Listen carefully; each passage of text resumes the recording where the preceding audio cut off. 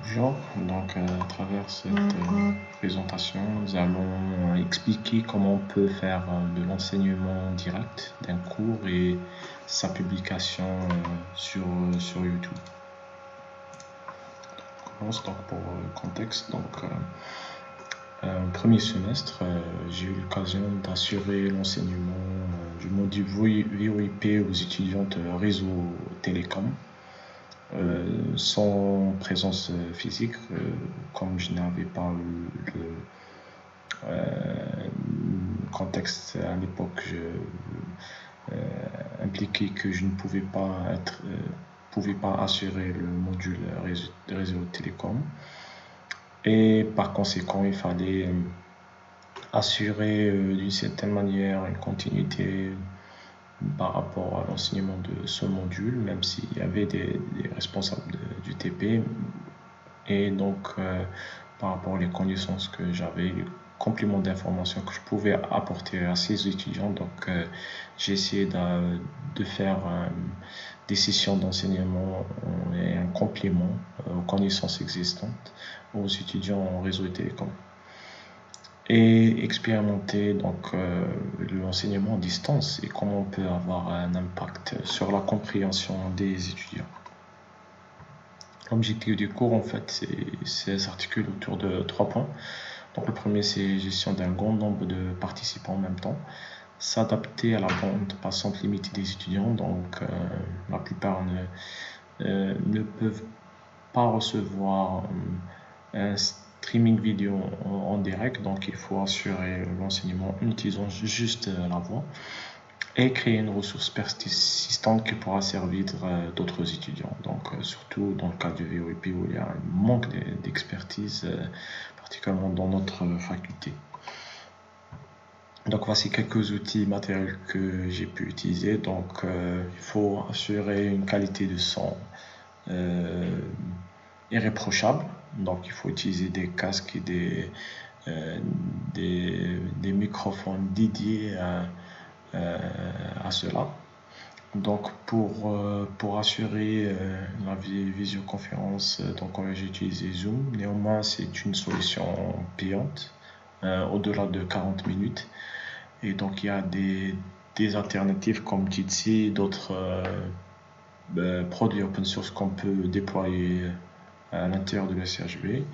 Il y a AO App qui est un tableau virtuel qu'on va utiliser au lieu d'avoir un streaming vidéo live. Il faut privilégier la 4G du fait qu'il y a une bande passante upload très élevée, donc ça permet d'assurer une rapidité dans la publication de la vidéo qui peut peser plusieurs mégaoctets. Pour l'enregistrement, on utilise OBS Studio, qui est très utilisé dans le streaming vidéo, live streaming. Et pour un logiciel de montage, c'est pas vraiment un logiciel, mais un service de montage de YouTube très basique qui s'appelle YouTube Studio. Donc pour préparer le cours, il faut 10 à 15 minutes avant le commencement de la session, préparer un app et un salon Zoom. Donc il faut attendre pour avoir un temps pour que les étudiants puissent rejoindre la session. On partage donc le lien. Donc dans mon cas, c'était dans les réseaux sociaux pour que les intéressés puissent rejoindre la session. Et il faut préparer la configuration de OBS Studio. Donc il faut s'assurer que le son sur l'écran, sur le bureau puisse être transmis dans la vidéo finale, parce qu'on peut avoir la voix des participants qui posent des questions ainsi que l'audio du microphone. Donc ça c'est l'interface Zoom. Donc on crée une réunion, un salon de réunion personnel. Donc il y a un URL pour rejoindre cette réunion. On prépare ici le logiciel OBS Studio qu'on va utiliser pour faire l'enregistrement. Donc on check si l'audio du bureau et le microphone est bien. Il faut donc faire quelques tests avant de commencer. et on prépare le tableau virtuel. Donc à l'époque j'avais l'accès à la gestion des participants, donc il n'y a que l'animateur ou le chargé de cours qui puisse, l'animateur de cours qui puisse dessiner sur le tableau virtuel. Donc voilà, on commence la réunion. Donc ici, ça c'est comment le cours se déroule. Donc on a juste un tableau virtuel dans lequel l'animateur écrit, dessine, et donc les participants en utilisant l'URL app, ils peuvent regarder en temps réel ce tableau.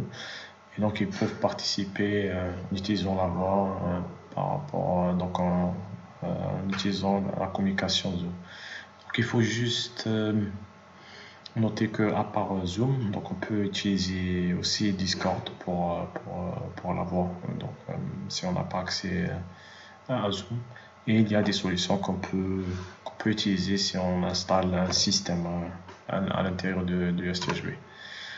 Donc après on passe à la publication. Donc il faut, quand on publie une nouvelle vidéo sur YouTube, on peut faire des modifications, des montages pour couper certaines parties.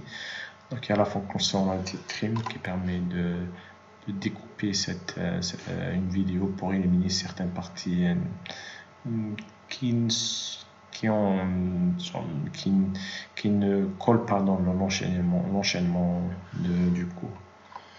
Voilà, donc en un mois, on a pu atteindre 21 heures de visionnage. Et donc, on peut considérer que c'est un succès. C'est un retour très enrichissant, c'est une expérience très enrichissante qui prouve c'est-à-dire la faisabilité d'enseigner en ligne, surtout avec le contexte du coronavirus. Voilà. Et donc, je termine par présenter dans Moodle donc mon cours que j'ai publié. Donc j'ai publié un premier contenu qui contient tous les vidéos les 3 premières vidéos des cours que j'ai pu animer avec les étudiants en ligne, pour l'enseignement en ligne. Aussi, voilà, donc ça c'est un contenu. Donc c'est pour le projet Moodle. Donc pour mon projet, c'est un cours de 2e semestre, voilà, que je compte le faire en ligne, surtout avec le cadre et le contexte actuel. Et vous pouvez trouver ici c'est-à-dire les vidéos déjà qui existent déjà. J'ai aussi laissé un forum pour discuter l'enseignement en ligne et un petit survey pour avoir votre feedback. Qu'est-ce que vous pensez pouvoir faire des cours live, surtout dans le contexte du coronavirus. Voilà, merci.